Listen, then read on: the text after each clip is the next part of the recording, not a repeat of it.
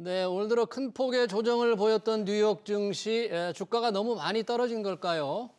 투자자들이 저가 매수에 나서면서 지난 주말 급등세를 보였습니다. 우리 시장에서도 외국인들이 반도체 중심으로 폭풍 매수를 이어가고 있죠. 투자자들은 이번 주 예정된 3월 미 연준의 FOMC가 내놓을 금리 전망에 주목하고 있습니다. 이번 주 증시 전망 임재균 KB증권 연구원 모시고 얘기 들어보겠습니다. 연구원님 어서 오십시오. 예, 안녕하세요.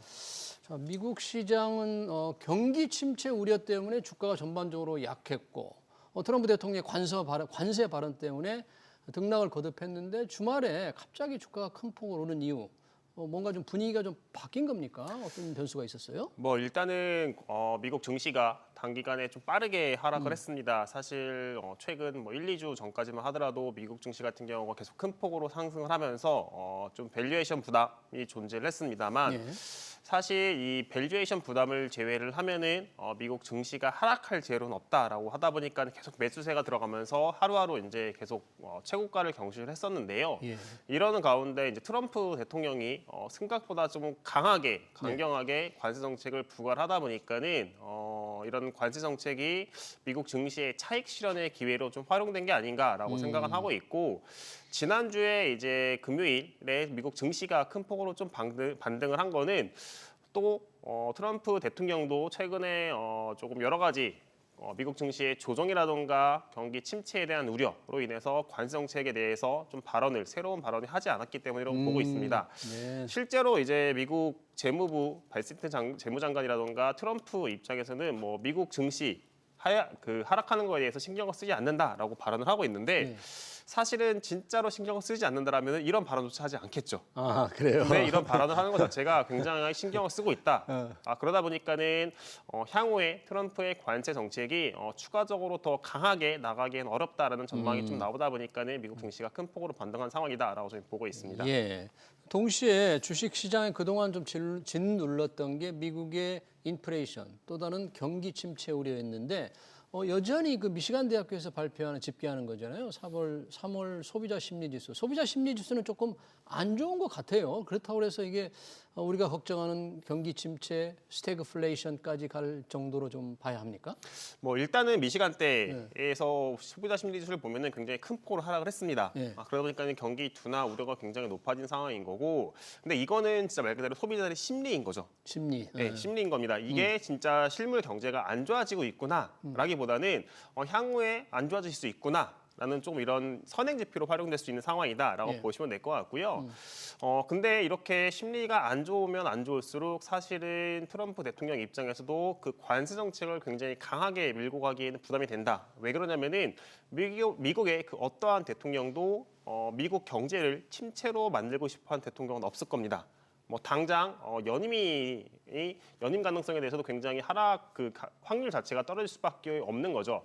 물론 이제 트럼프 대통령 같은 경우는 이제 연임 자체가 안 되는 상황이지만은 공화당의 상원과 하원 의원 같은 경우는 계속 선출을 할 수밖에 없는 상황에서 상하원에서 트럼프 대통령의 정책에 대해서 반대를 할 가능성이 높다라고 저희는 보고 있습니다. 예, 그렇군요. 뉴욕 증시가 지난 주말 올랐습니다만 그 전까지만 해도 약하면서 상대적으로 돋보이는 게 유럽 그리고 중국이에요. 중국과 유럽의 약진 좀 계속 이어질 것 같아요, 분위기가? 뭐 저희는 뭐 계속 약진은 되겠지만은 이게 이제 미국 증시랑 좀 같이 봐봐야 되는 부분이 있는 것 같아요. 최근에 미국 증시가 하락을 하면서 상대적으로 유럽이라던가 중국 증시가 반등을 했습니다. 네. 그 이유를 보면은 결국에는 글로벌 자금이 자산 배분 관점에서 봤을 때 뭐 채권과 주식의 자산 배분도 있겠지만은 주식 안에서도 나라 간의 자산 배분이 있는데 미국의 자금이 중국이라던가 유럽으로 이동했다. 라고 보면 될 것 같아요. 그럼 이 트렌드가 계속될 수 있느냐, 이거를 좀 봐봐야 되는 것 같은데, 그러면 이제 미국 증시가 바닥이 어디냐, 네. 이거를 먼저 봐야겠죠. 근데 저희는 이번 주 중이면은 미국 증시가 어느 정도 바닥을 확인할 수 있지 않을까, 이번 주에 라고 생각을 하고 있습니다. 네. 그렇게 보는 이유가 일단 FMC가 있을 것 같고요. 예. 그리고 이번 주 금요일에 미국 주식의 선물 만기가 있습니다. 그리고 자산 배분 관점에서 봤을 때 보통 이제 분기 말이 되면은 자산 배분 조정이 마무리가 되는 거거든요.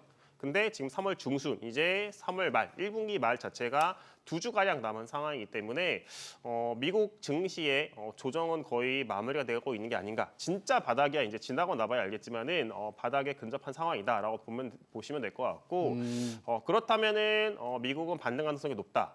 그에 반해서 유럽이라든가 중국 같은 경우는 계속 모멘텀은 나올 수는 있겠지만은 그 모멘텀이 최근 2주에 비해서는 좀 줄 수밖에 없는 환경이다라고 저는 생각을 하고 있습니다. 네, 그렇군요.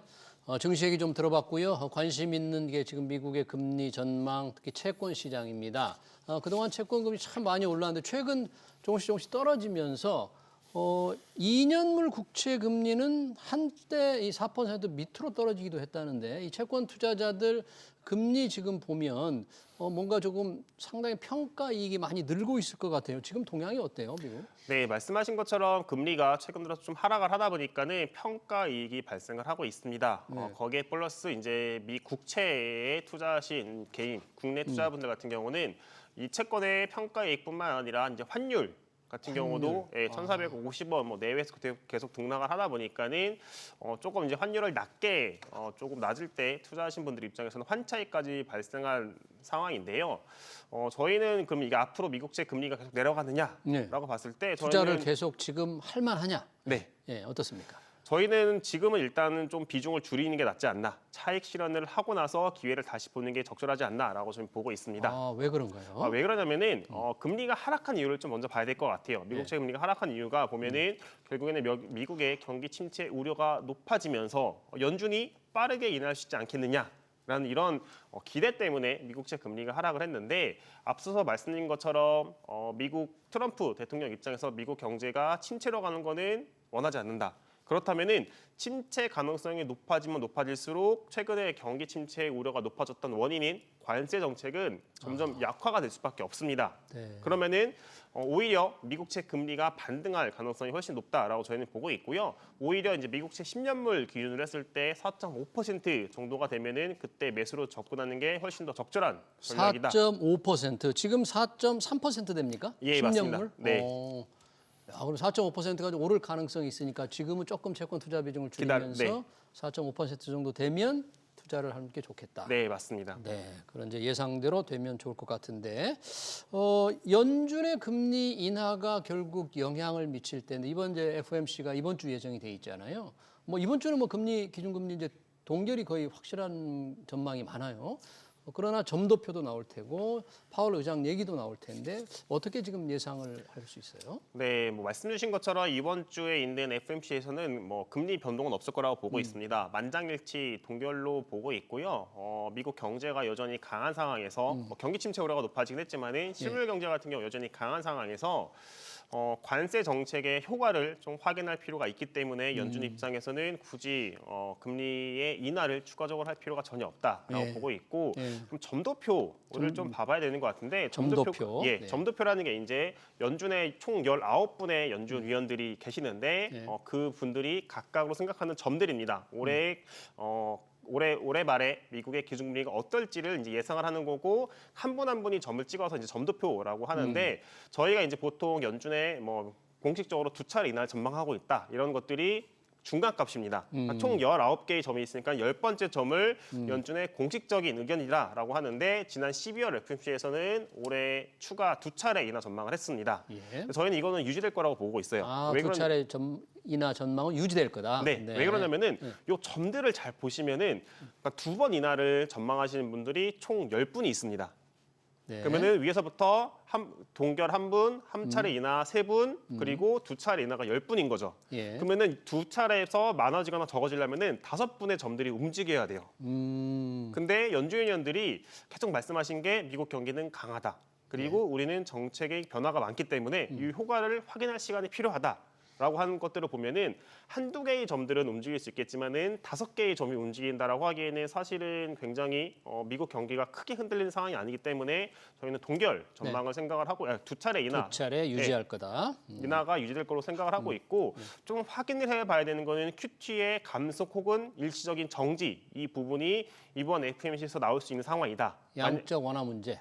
네, 양적 맞습니다. 긴축. 네, 양적 긴축을 하면은 이게 만약에 규모가 축소되거나 혹은 일시적으로 정지가 된다라고 하면은 아무래도 이제 QT를 한다는 거는 시장에 미국채가 공급이 된다는 의미거든요. 예. 이게 공급되는 규모가 축소되거나 혹은 공급이 일시적으로 정지된다라는 것들은 미국채 금리 입장에서 보면은 나쁜 건 없다라고 네. 보시면 될 것 같습니다. 그러네요. 점도표 금리 인하 전망은 작년 12월과 같은 두 차례 올해 인하로 유지될 거라는 전망을 해주셨고요. 이렇게 보면 미국의 이제 금리에 따라서 미국의 환율도 달러도 영향을 받을 텐데 전반적으로 달러 가치가 조금 떨어지는 상황이었지 않습니까? 그래서 엔화 가치도 많이 오르고 했는데 우리 원화 가치만 떨어져서 원달러 환율은 굉장히 높은 수준을 유지하고 있어요. 왜 이런 좀 이상한 전혀 다른 흐름이 형성되고 있나요? 네, 보통 이제 달러가 강해진다라고 하면은 우리나라 원화는 약해진. 그러니까 네. 원화 입장에서 보면은 상승을 하는 거죠. 네. 상승을 하게 마련이고 오히려 이제 달러가 약해진다라고 하면은 이제 달러 인덱스 기준으로 하락을 하면은 원화도 이제 하락을 하는 이런 모습들이 강해지는 모습들이 보이는데 최근에 달러 인덱스 같은 경우가 이제 109포인트까지 갔다가 104를 깨고 내려갔음에도 불구하고 예. 지금 보시는 것처럼 원달러 같은 경우에는 1,400원 중반 대회에서 계속 등락을 하고 있습니다. 예. 그 이유가 결국에는 우리나라의 약한 경제 펀더멘탈 그리고 관세 정책에 대한 부담을 좀 반영을 하고 있는 상황이다라고 보시면 될 것 같아요. 네. 달러 인덱스가 하락한 이유가 관세를 부과하면서 미국의 경기 침체 우려가 커졌기 때문입니다. 근데 이게 미국 경기 침체 우려도 커졌지만은 관세를 부과를 당하는 우리나라 입장에서도 사실은 좋을 게 없죠. 그렇죠. 더 피해가 더 크죠. 네. 그러다 보니까는 사실 이제 관세를 부과를 당하는 우리나라의 기업 입장에서 그리고 우리나라 입장에서 봤을 때는 원화가 약해져야지만이 사실은 관세를 부과를 했을 때 그만큼 높아지는 가격을 좀 낮추는 효과가 있다라고 보면은 환율이 굉장히 조금 내려가는 거는 부담을 느낄 수밖에 없다라고 네. 보시면 될 것 같고 거기에 또 하나 트럼프의 이런 관세 정책과는 별개로 국내의 정치적 불확실성으로 인해서 원화가 단기간에 좀 내려가는 이런 모멘텀 이런 강도 자체가 굉장히 약하게 형성이 되고 있는 상황이다라고 보시면 될 것 같습니다. 네, 그렇군요. 이런 상태, 원달러 환율이 높은 상태, 원화가 좀 값이 싼 상태가 유지되면 외국인 투자자 입장에서는 지금 들어오면 뭔가 원달러 환율이 떨어지면서 원화가 강세가 되면 환차익이 기대될 텐데 그런 움직임 좀 없습니까, 외국인은? 지금까지는 딱히 뚜렷하게 보이는 모습은 없는 상황이다라고 보시면 될 것 같고 그나마 이제 긍정적인 부분들은 이제 국내 증시 측면에서 봤을 때는 사실 작년 말부터 올해 초까지 국내 코스피에서 외국인 자금들이 계속 이탈이 나오고 있었습니다. 계속 순매도가 계속 이루어졌는데. 순매도가 이루어지고 있었죠. 왜 그러냐면은 트럼프의 관세 정책에 대한 우려 그리고 국내 정치 불확성이 겹치다 보니까는 대내외적으로 굉장히 조금 악재가 겹치면서 해외 글로벌 자금들이 빠져나갔던 모습들이 있는데 그래도 최근에 관세 정책이 어느 정도 좀 반영이 된 게 아닌가. 그리고 더 이상 내려갈 룸이 좀 없다. 네.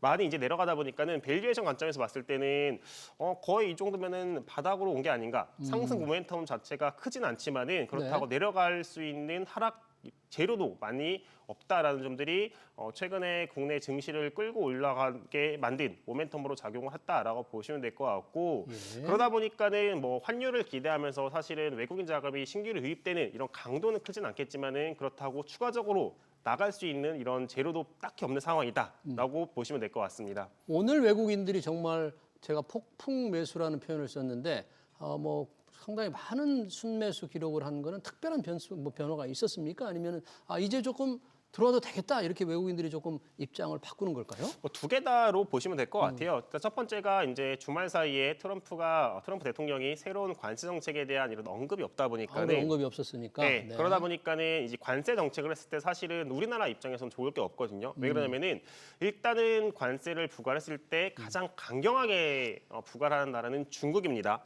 그리고 그러면은 미국과 중국이 서로 마찰을 일으킬 수밖에 없는데 우리나라 경제, 수출 입장에서 미국, 중국 굉장히 다 중요한 국가인 거죠. 중요한 무역 상대국, 카운터파티가 두 개 싸우면은 사실 우리나라 입장에 좋을 게 없는데 일단은 요 강경한 관세 정책이 어느 정도 조금 일단락이 되고 있다라는 점에 플러스 또 하나 말씀 주신 것처럼 밸류에이션 관점에서 봤을 때 추가적인 하락할 룸 자체가 크지 않다 보니까는 이런 것들에 대한 모멘텀으로 조금 외국인들이 매수를 들어오고 있는 상황이다라고 보시면 될 것 같습니다. 네, 그렇군요. 자, 이 채권 분야에 하나 더 질문을 하고 싶은데 우리나라의 장기 아주 초장기 30년물 국채 금리가 일본의 30년물 국채 금리에 역전당했다. 일본 하면 뭐 저금리, 저성장의 대표적이잖아요. 그런 나라보다 금리가 초장기의 경우 한때 떨어졌다는데 이거 처음 있는 일 같아요. 이건 어떤 의미가 있는 거예요? 뭐 일단은 말씀 주신 것처럼 뭐 성장 그리고 통화 정책에 대한 방향성의 차이가 좀 있을 것 같습니다. 우리나라 같은 경우는 한국은행이 2021년 8월부터 금리 인상을 시작을 했습니다. 금리 인상을 시작을 했고 작년 10월부터는 오히려 이제 금리를 인하를 했고 세 차례 인하를 단행을 한 상황이고요. 올해에도 추가적인 인하가 예상이 되고 있는 상황이다. 한은 총재께서도 계속해서 말씀을 하시는 게 한국은 여전히 금리 인상 사이클 중에 있다라고 말씀을 하시죠. 그에 반해서 일본 같은 경우는 다른 나라들이 이제 완화를 시작을 할 때 그때부터 금리 인상을 하기 시작을 했습니다. 그러다 보니까는 이 통화 정책의 사이클이 다르다라고 좀 보시면 될 것 같고요. 그리고 이제 좀 복잡한 이야기일 수 있는데 국내 같은 경우는 이제 초장기물 저희가 이제 보통 20년 넘어가는 만기가 20년이 넘어가는 것들을 초장기물 국채라고 하는데 대표적으로 30년물이 가장 많은 상황이거든요. 30년물은 보험사들의 수요가 굉장히 강합니다. 보험사들이 살려고 하는 수요가 많다. 이게 규제 때문이긴 한데 보험사들의 수요가 굉장히 많은 상황에서 국채의 30년, 만기 30년을 발행하는 쪽이 국채밖에 없는 상황이다. 그러니까는 살 수 있는 채권이 제한되다 보니까는 30년의 금리가 한국 30년 금리가 일본보다 낮은 상황이 형성이 되고 있는 상황이다라고 보시면 될 것 같습니다. 네, 전반적으로 한국과 일본의 통화 정책의 방향, 우리는 내리고 일본은 올리고 반면 동시에 우리나라 보험사들 수요가 괜찮아서 우리나라 채권 장기 금리가 떨어지고 있다는 말까지 잘 들었습니다. 뉴욕 우리 주간 증시 전망 지금까지 임재균 KB증권 연구원이었습니다. 고맙습니다. 네, 감사합니다.